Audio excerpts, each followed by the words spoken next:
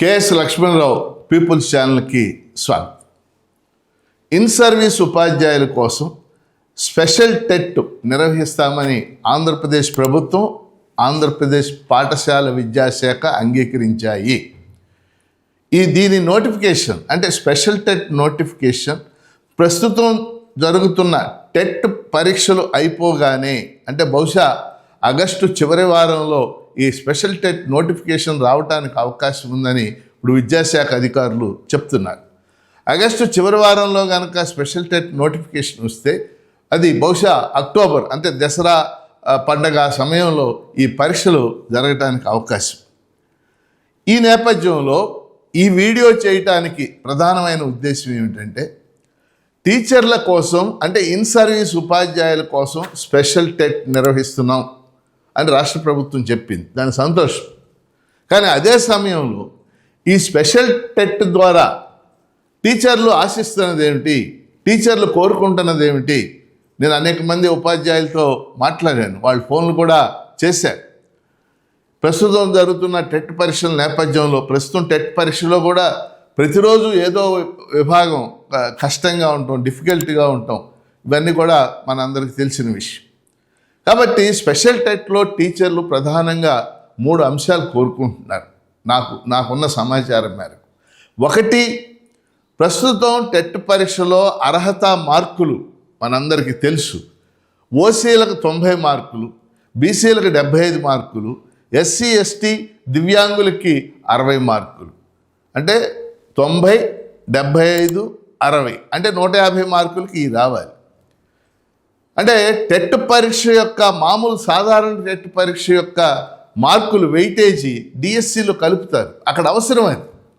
కానీ ఇక్కడ in service టీచర్లకి కేవలం అర్హత సాధించడం మాత్రమే. కాబట్టి ఇన్ సర్వీస్ ఉపాధ్యాయులు అందరూ ఏకగ్రీవంగా కోరుతున్నటువంటి విషయం ఏంటంటే అర్హత మార్కుల్ని తగ్గించాలి.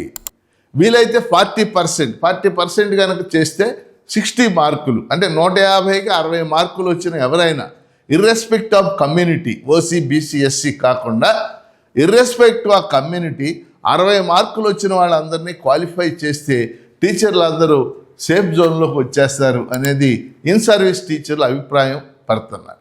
అందుకని రాష్ట్ర ప్రభుత్వానికి, ముఖ్యంగా విద్యామంత్రి లోకేష్ గారికి, అలాగే విద్యాశాఖ కార్యదర్శి ఈరోజే నూతనంగా జె శ్యామలరావు గారు నియమితులయ్యారు. ఆయన చాలా సాధారణంగా ఎవరు చెప్పినా ఆలకించేటటువంటి వ్యక్తి. కాబట్టి విద్యామంత్రి లోకేష్ గారి దృష్టికి, శ్యామలరావు గారి దృష్టికి నేను తీసుకెళ్ళటానికి ప్రయత్నం చేస్తున్నాను.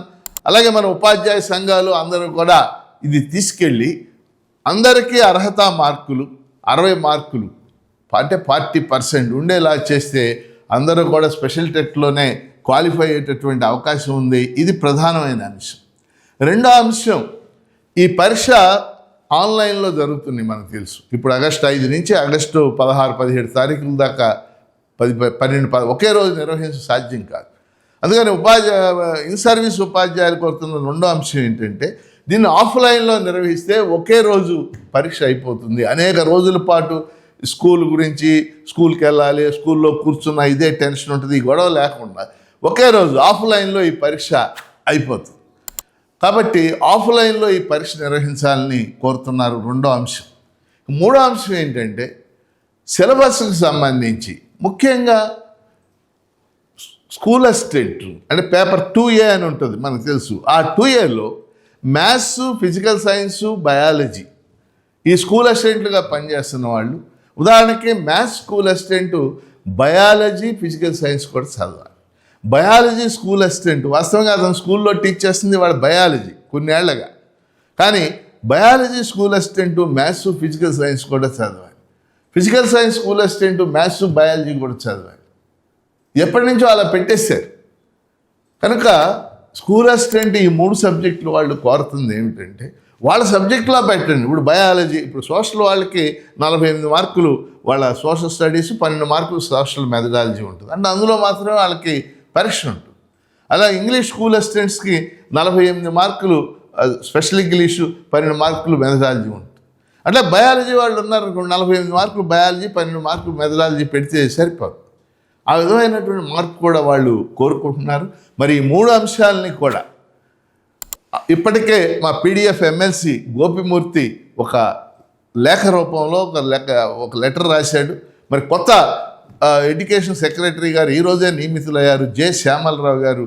ఆయన రేపు పదవి బాధ్యతలు స్వీకరించగానే ఆయన దృష్టికి తీసుకెళ్లాలని చెప్పేసి నేను గోపిమూర్తిని కోరుతున్నా. అలా నేను కూడా గోపిమూర్తితో మాట్లాడతా. అలా నేను కూడా శ్యామలరావు గారు వ్యక్తిగతంగా నాకు పరిచయం కాబట్టి ఆయన దృష్టికి తేవడానికి ప్రయత్నం చేస్తాను. మన ఉపాధ్యాయ సంఘాలు కూడా అన్నీ కలిసి యునైటెడ్గా ప్రభుత్వానికి, లోకేష్ గారికి అంశాన్ని తెస్తే కొంత ఉపయోగం ఉంటుంది.